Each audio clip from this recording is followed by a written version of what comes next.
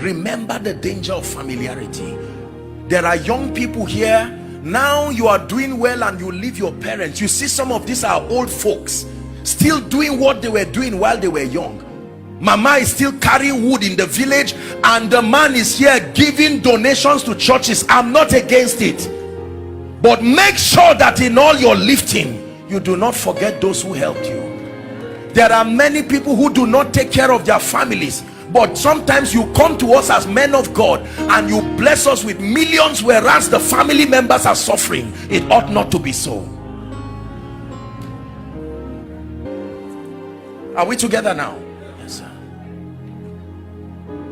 There are homes that the moment you see special plates, you know visitors are coming.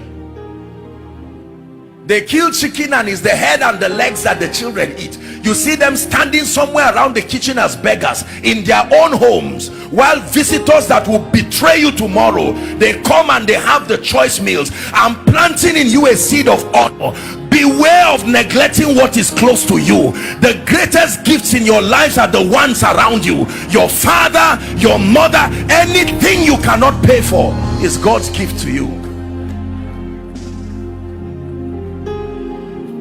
Don't allow your children hate you because of how you dishonor them. They go out of the house and they are treated as kings. They return back home and they are treated as rubbish.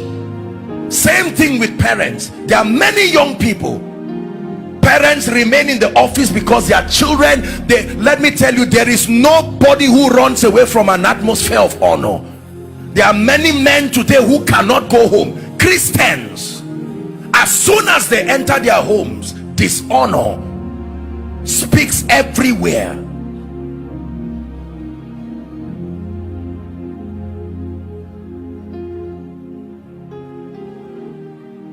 There are churches that dishonor their pastors, dishonor their men of God. I do not know any assembly where the man of God will not excel, knowing that his people love him sincerely. Not something you qualified for.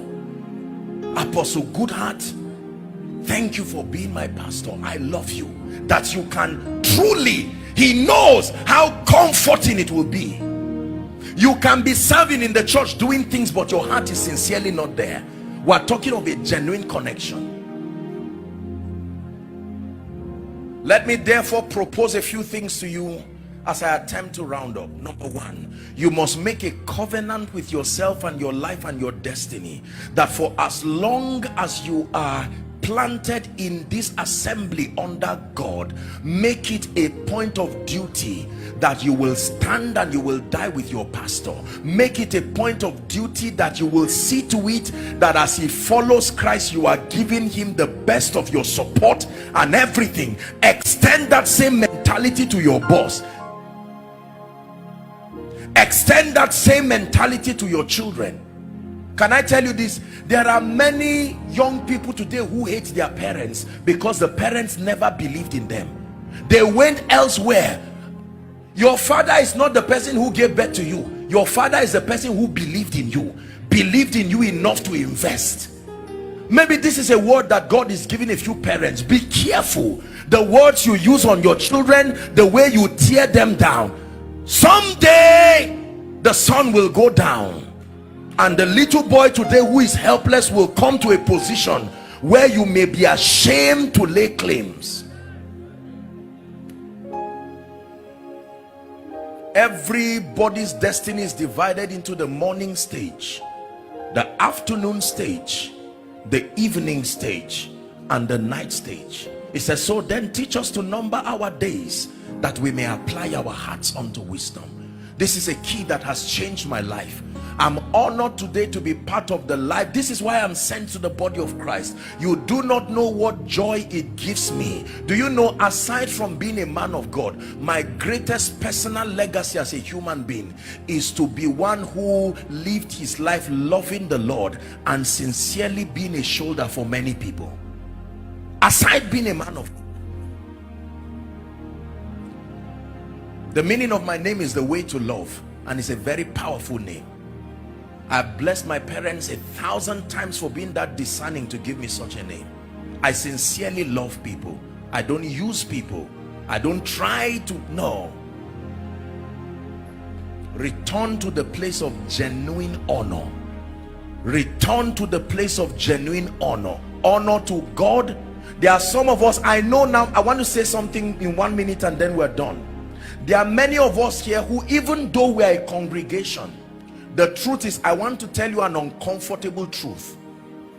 From a sociological standpoint, from a spiritual standpoint, even though this is logic, and by extension whatever church listening and following and the body of Christ, I want to bring you to a sincere realization that you are not all the same.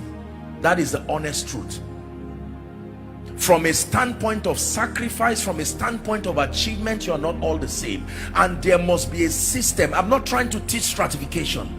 Yes, we are all equal before God, but if that statement is not balanced, it will lead to a lot of dishonor. I found out that the reason why many blessed and wealthy people do not come to church is that there is a track record of dishonor. Their sacrifices are trivialized in the name of creating a unified platform to bless people. Jesus did not hide his honor for noble people. Zacchaeus, come down, I've changed, I'm going to your house. And because of that one sacrifice, many people were forgiven. The centurion, you are a man under authority, I respect you, I don't need to come to your house, I will speak the word.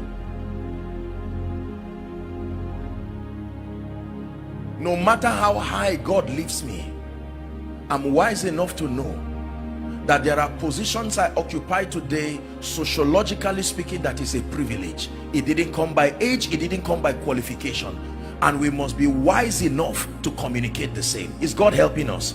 So there are many of us that God will bring us into places where from a physical standpoint we should not be there. Don't abuse that access. When God gives you access to the ears, the hearts, the hands of kings and nobles, do not trivialize it. One time I was going to pray for a first-class traditional ruler in this nation, and when I got there, there are these people, I don't know what they call them, the ones who hold whip and ensure compliance, those guys there. And I was going to the palace, and you don't enter the palace with your shoes, you know that, right?